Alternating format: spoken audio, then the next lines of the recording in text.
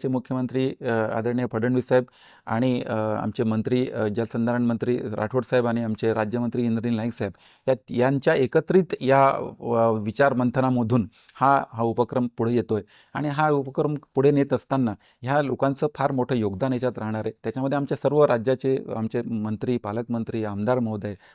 खासदार महोदय, आमचे जिल्हा परिषदेचे अध्यक्ष, महापौर, हे सगळे लोक ह्या वॉकॅथॉनच्या निमित्तानं आम्ही एकत्र करणार आहोत जिल्ह्याला, जेणेकरून प्रत्येकाला असं वाटलं पाहिजे, कुठेतरी त्याच्या डोक्यामध्ये हा विचार विचारून गेला पाहिजे की येस, हे पाणी आपल्याला आत्ता वाचवायला लागेल, वाचवल्याशिवाय आतला पुढे पर्याय नाही। हा विचार त्यांच्यापर्यंत पोहोचवणे हाच मुळात या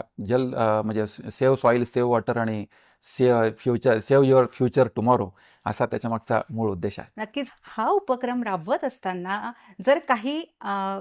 जनतेला यामध्ये सहभाग करायचा असेल तर त्याचं काही रजिस्ट्रेशन आहे का? ते जसं दिंडी चालते तर ही पाण्याची दिंडी आहे, काय सांगाल? नाही. अतिशय शेवटचा पण अतिशय चांगला प्रश्न तुमचा राहिला आहे की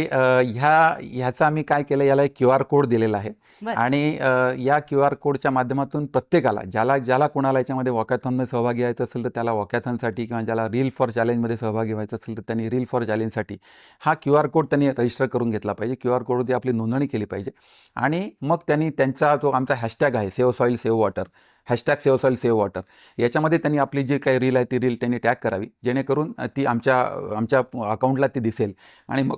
त्याचं आम्ही जिल्ह्याच्या स्तरावरती त्याची एक आम्ही जिल्हास्तरीय कमिटी केलेली आहे। त्या कमिटीच्या माध्यमातून या रील्सचं त्याची स्क्रुटिनी होईल आणि मग त्याच्यातनं त्याला फर्स्ट, सेकंड, थर्ड प्राइसेस हे प्रत्येक जिल्ह्यामधून दिल्या जाणार आहेत। वॉक फॉर वॉटरमध्ये देखील वॉकॅथॉन पूर्ण झाल्यानंतर त्या ठिकाणी देखील अशाच पद्धतीनं ज्यांचं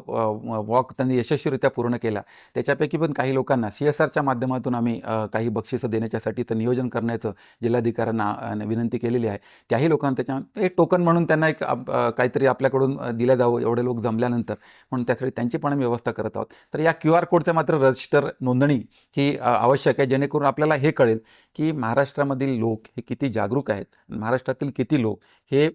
पाण्याच्या विषयी जागरूक आहेत आणि पाण्याच्या या वॉक फॉर वॉटर